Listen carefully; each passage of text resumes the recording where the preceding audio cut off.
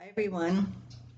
I thought I wouldn't go so far back in time with my reading today.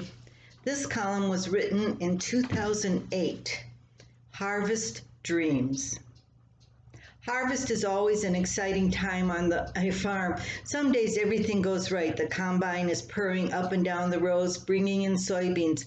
The excitement is the movement of the grain from the field. Tractors and empty wagons are going out to meet the combine and relieve it of its cargo.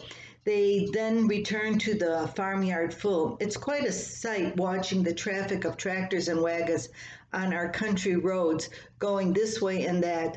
The excitement is understandable if you're a farmer or related to a farmer or doing business with a farmer. There are other days when we have a different kind of excitement happening on the farm. Those are the times when things go bad and machines break down. Take yesterday on Sunnybrook Farm, for instance. Bob started out warming up the combine, filling it with fuel and hurrying out to the field. Rain was in the forecast and he wanted to get as much harvested as he could before the weather changed. Well, Bob didn't get too far. Another farmer stopped by to purchase some rye seed. Bob drove back towards the buildings to help him. When my husband climbed down from the combine, the other farmer pointed to the large left drive wheel. It was cockeyed. Bob took care of the rye seed for the farmer before really looking at the combine. First, he took the head off so he could get closer to the problem. When the front section of the combine was out of the way, Bob could see bits of metal sticking out a hole in the wheel casting. It was not a good sign. Any part that big and that important had to be expensive.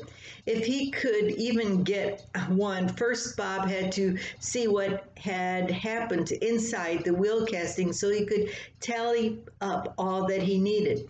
The wheel had to come off. Bob wondered where he should work on the combine. He didn't want to have it sitting in the way. I suggested that since it was going to rain, he should park it right inside the machine shed. That way he could easily work on it. He took my suggestion and parked it in the middle of the shed, just inside the doorway, and then he started taking everything apart. It wasn't long before he could see how bad the break was.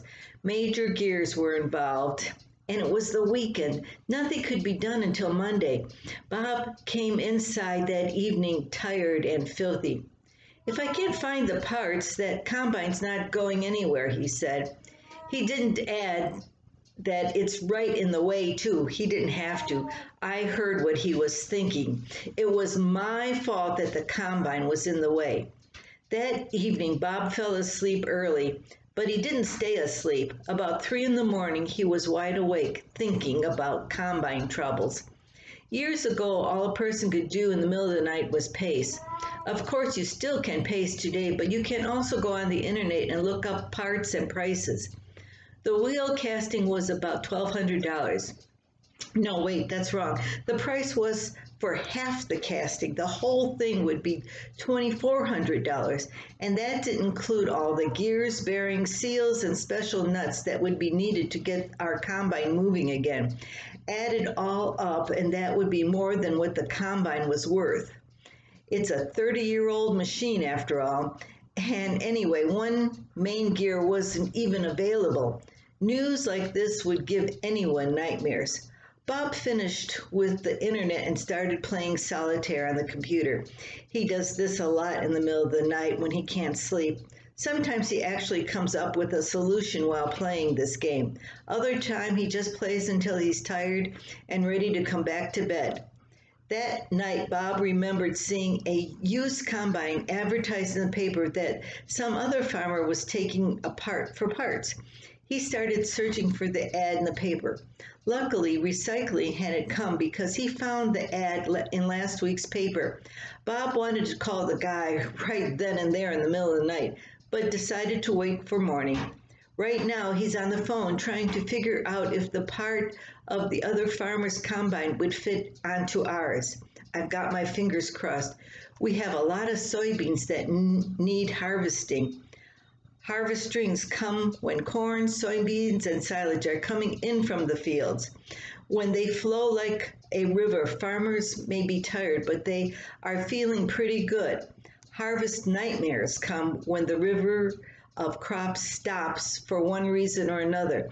This year, even when we were combining, it was more of a trickle because of an August drought. But even with the lower yields, we were happy because grain was coming from the field. Now we're all bummed out. Hopefully, next week I'll be able to tell you of sleep filled nights and a combine that it's on the move again. I sure hope so because when my husband isn't sleeping, neither am I.